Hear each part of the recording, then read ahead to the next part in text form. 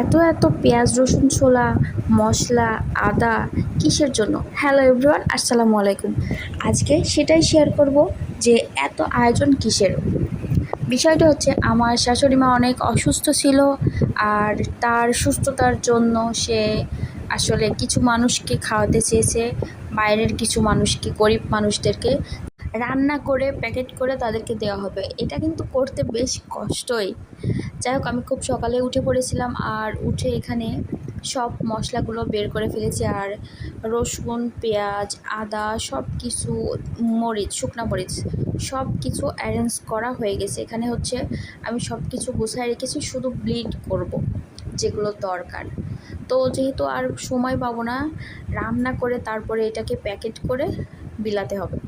তো এর মধ্যে আমি এখানে আমার পানিটা ছিল সেটা আমি খেয়ে নিয়েছি, আর তারপরে এখানে আমি ব্লিন্ড করা শুরু করে দিয়েছি। ফার্স্ট আমি এখানে রসুনটা ব্লিন্ড করে নেব। আসলে দুইটা রান্না করা হবে, এর জন্য একটু ব্লিন্ডও করা লাগছে।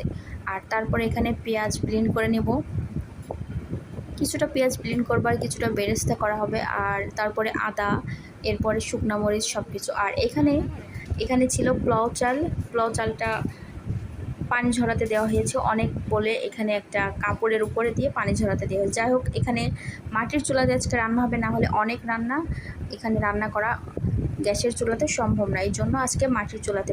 আমি বলেছিলাম যে বেরেস্তা করা হবে, এই যে দেখতে পাচ্ছেন যে প্রথমে এটাকে বেরেস্তার জন্য ভেজে নেওয়া হচ্ছে, কারণ এখানে পোলাও হবে আর রোস্ট।